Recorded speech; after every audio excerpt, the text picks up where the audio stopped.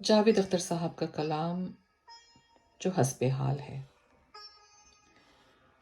کسی کا حکم ہے ساری ہوائیں ہمیشہ چلنے سے پہلے بتائیں کہ ان کی سمت کیا ہے۔ ہواؤں کو بتانا یہ بھی ہوگا چلیں گی جب تو کیا رفتار ہوگی، کہ آندھی کی اجازت اب نہیں ہے۔ ہماری ریت کی سب یہ فصیلیں، یہ کاغذ کے محل جو بن رہے ہیں، حفاظت ان کی کرنا ہے ضروری، اور آندھی ہے پرانی ان کی دشمن، یہ سبھی جانتے ہیں۔ کسی کا حکم ہے دریا کی لہریں ذرا یہ سرکشی کم کر لیں، اپنی حد میں ٹھہریں۔ ابھرنا اور بکھرنا اور بکھر کر پھر ابھرنا، غلط ہے ان کا یہ ہنگامہ کرنا۔ یہ سب ہے صرف وحشت کی علامت، بغاوت کی علامت۔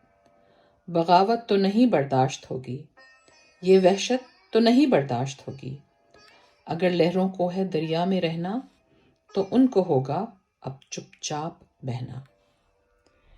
کسی کا حکم ہے اس گلستاں میں بس اب ایک رنگ کے ہی پھول ہوں گے، کچھ افسر ہوں گے جو یہ طے کریں گے گلستاں کس طرح بننا ہے کل کا۔ یقیناً پھول یک رنگی تو ہوں گے، مگر یہ رنگ ہوگا کتنا گہرا کتنا ہلکا، یہ افسر طے کریں گے۔ کسی کو کوئی یہ کیسے بتائے گلستاں میں کہیں بھی پھول یک رنگی نہیں ہوتے، کبھی ہو ہی نہیں سکتے، کہ ہر ایک رنگ میں چھپ کر بہت سے رنگ رہتے ہیں۔ جنہوں نے باغ یک رنگی بنانا چاہے تھے ان کو ذرا دیکھو کہ جب ایک رنگ میں 100 رنگ ظاہر ہو گئے ہیں تو وہ اب کتنے پریشان ہیں، وہ کتنے تنگ رہتے ہیں۔